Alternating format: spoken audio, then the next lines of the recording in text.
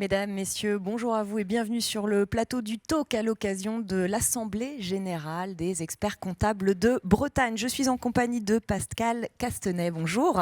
Bonjour. Président de l'Ordre des Experts Comptables d'Occitanie. Merci d'être avec nous ce matin. Alors on va parler de RSE, forcément, responsabilité sociétale des entreprises. C'est le thème de cette Assemblée Générale. Et on voulait voir avec vous la possibilité de mettre en place de la RSE dans des petites structures. Vous, c'est votre cas. Vous êtes un cabinet d'expertise comptable d'une dizaine de personnes et vous avez passé le cap.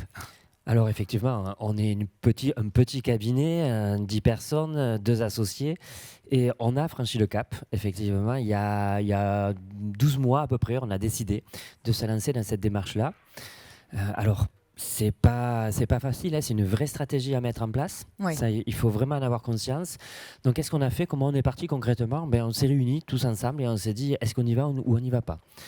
Il fallait que l'équipe veuille s'engager dans cette démarche-là. C'est pas qu'une démarche du dirigeant, c'est ce que vous voulez nous dire. Pas du tout. Il faut que le dirigeant, pour moi, soit moteur, mais après, c'est toute une équipe. Donc, on a regardé qui étaient les 2 personnes les plus moteurs dans cette démarche-là, et on leur a proposé de porter le projet, puisque c'est pas moi qui porte le projet, ce sont 2 salariés. D'accord. Voilà, puisqu'il y a du travail vraiment en interne de structure, et ça motive aussi toute l'équipe. C'est vraiment...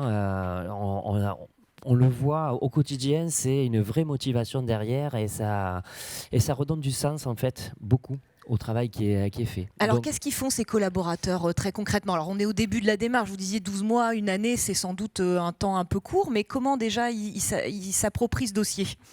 alors comment on s'y approprie? On s'est déjà fixé des objectifs. Qu'est-ce qu'on veut faire? On est parti du principe que on voulait accompagner nos clients et proposer des choses pour accompagner nos clients. Mais pour ça, il faut donner l'exemple.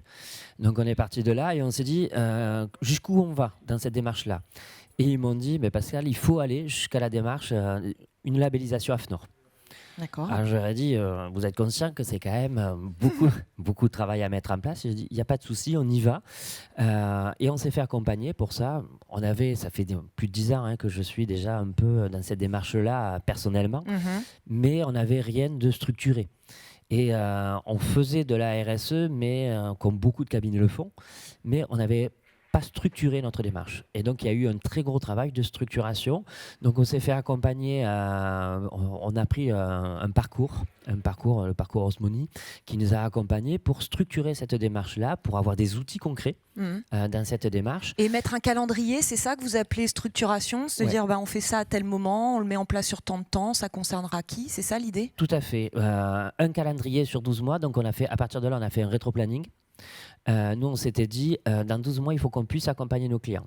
Donc, si on veut accompagner nos clients, il faut qu'on puisse avoir le label en gros 2-3 mois. Donc, c'était fixé qu'à partir de là, septembre-octobre, on accompagnait nos clients. Ça voulait dire qu'il fallait avoir le label sur juin-juillet.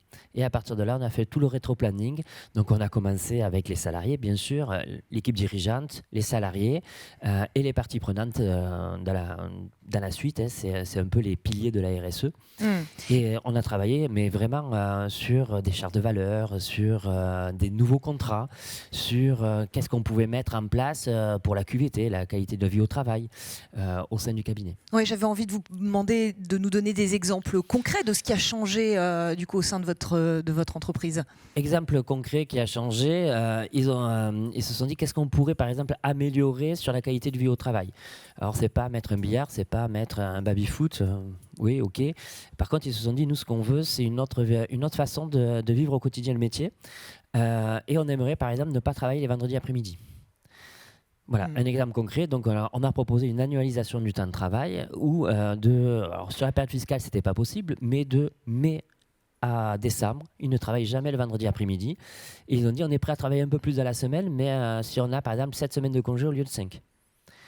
Donc, ça n'impacte pas. Nous, ça nous a permis aussi de mieux gérer le flux de travail qu'il pouvait avoir dans le cabinet. Et les salariés étaient contents, donc on a fait ça en 3 mois. On a tout réadapté au niveau, par exemple, ça c'est des exemples vraiment concrets et on voit l'impact déjà maintenant puisqu'ils sont vraiment ravis. J'allais vous demander, c'est vrai que vous êtes une petite structure, vous l'avez dit.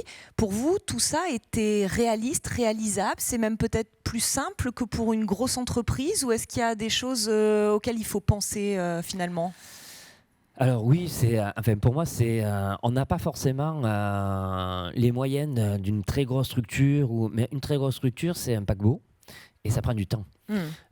Petit cabinet, on est très réactif, on a pas mal d'idées et on peut mettre des choses très simples, très rapidement. Donc, mais par contre, il faut vraiment avoir un petit groupe qui y travaillent avec des réunions régulières, c'est-à-dire ils ont un objectif, ils y travaillent un jour par semaine, ils y ont travaillé pendant cette période-là, avec une réunion mensuelle avec moi pour voir où ils en étaient, savoir ce qu'on faisait, comment les réorienter et vraiment les accompagner dans cette démarche-là. Et ils s'approprient finalement cette démarche qui n'est peut-être pas le cas dans un grand groupe où on va faire des plans voilà, et que c'est géré par un service annexe qui va après peut-être imposer des choses. Ils se sont complètement approprié la démarche, avec en plus le gros avantage, c'est qu'ils arrivent, je l'aurais mis moi-même en place, j'aurais peut-être pas réussi à embarquer l'intégralité des salariés. Le fait que ce soit des salariés qui le portent, ils embarquent beaucoup plus facilement toute l'équipe. Vous le disiez, votre objectif, c'était finalement d'accompagner aussi vos clients, Oui. qui sont bien souvent des très petites entreprises aussi. Comment elles voient cette RSE, elles? Est-ce qu'elles vont se laisser embarquer en suivant votre exemple? C'est Alors, récent, ça serait trop facile. Je crois qu'on a tous. Alors, moi, j'ai que des petits clients, moins de 50 salariés.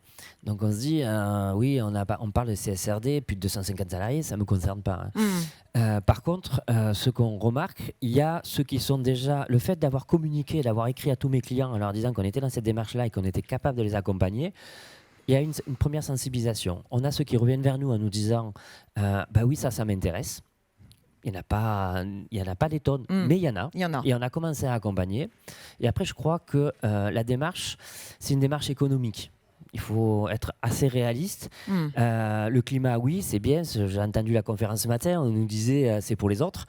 Le fait de leur démontrer qu'il y a un intérêt économique à pouvoir faire cette démarche-là, de suite, ils sont beaucoup plus attentifs. Un argument choc. Je crois que dès qu'on touche au portefeuille, ça marche beaucoup plus facilement. Je prends un exemple concret. Le CNO a passé un partenariat avec la Banque Populaire pour avoir des prêts bonifiés RSE, à la condition qu'ils soient accompagnés par un expert comptable. Donc ça veut dire que nous, on a tous les clients qui veulent avoir des prêts, on leur dit, et on est en train de le faire, de généraliser avec un peu toutes les banques, on peut vous engager dans cette démarche-là, et ça vous permettra d'avoir un prêt bonifié. Donc vous allez gagner de l'argent. Et c'est aussi un engagement, on le fait à plusieurs niveaux. Ça va vraiment dépendre d'où veut aller le client. On part sur du très très basique qui est de la sensibilisation et ça peut aller jusqu'à un accompagnement AFNOR. Mais comme vous le disiez, il y a déjà une appétence des clients qui se montrent intéressés, ce qui veut bien dire qu'effectivement, voilà, on est au début peut-être d'un parcours intéressant. Merci beaucoup Pascal Castanet pour nous avoir apporté cet éclairage très concret de la mise en place de la RSE dans votre cabinet d'expertise comptable, de petite taille mais avec de grands effets, on le voit. Merci à vous. On se retrouve tout de suite sur le plateau du Talk pour une autre interview à l'occasion de cette Assemblée générale des experts comptables de Bretagne.